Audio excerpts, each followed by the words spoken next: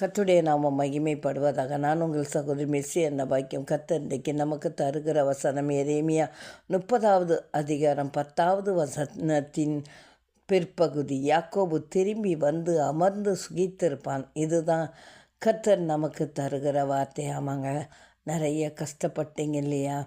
இடம்பெயர்ந்து போய் ஒரு வழியும் இல்லாத அளவுக்கு மிகவும் கஷ்டப்பட்டு கண்ணீரோடு நோயோடு நீங்கள் வாழ்ந்த நாட்கள் முடிவடைகிறது.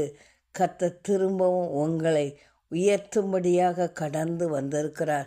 தாவீதுக்கு கூட அரசு சவுலுக்கு பின்பு அரசாண்ட பிறகும் கூட தாவீதின் மகன் அப்சலோம் தாவீதுக்கு விரோதமாக நிறைய சதி திட்டம் தீட்டினது நிமித்தம் தாவீது திரும்பவும் ராஜ்யத்தை விட்டு ஓடும்படியான நிலைமை ஏற்பட்டது. ஆனால் தேவாதி தேவன் தாவீதை கைவிடலை, திரும்பவும் அதே இடத்துல அமரச் செய்தார்.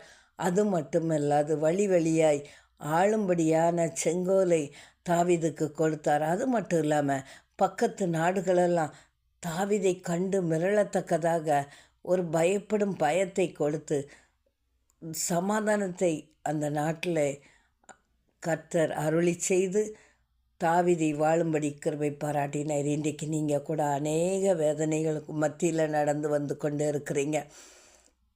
பணம் இல்லாத காரணத்தினால் அநேகர் உங்களை புறக்கணிச்சிட்டாங்க இல்லையா? அநேக வேதனையை தாண்டி வந்துட்டீங்க. இன்னும் நம்ம சொல்லப்போனால் நிறைய நோய், இன்னும் எத்தனையோ தேவைகளுக்கு மத்தியில் பொருளாதார வீழ்ச்சி, இப்படி என்று சொல்லி நம்ம சொல்லிக்கொண்டே போகலாம். எல்லா சூழ்நிலையும் கர்த்தர் உங்களை திரும்பவும் உங்கள் நிலையில் உட்கார செய்ய வந்திருக்கிறார். அவரால் கூடாத காரியம் ஒன்றுமே இல்லைங்க. திரும்பவும் உங்கள் வாழ்க்கையை உயிர்ப்பிக்கும்படியாக கர்த்தர் கடந்து வந்திருக்கிறார். உங்கள் நிலையில் உங்களை அமரச் செய்து உங்களை அலங்கரிக்கும்படியாக கர்த்தர் கடந்து வந்திருக்கிறார். கர்த்தர் தாமே இந்த வார்த்தை ஆசீர்வதிப்பாராக. ஆமென்.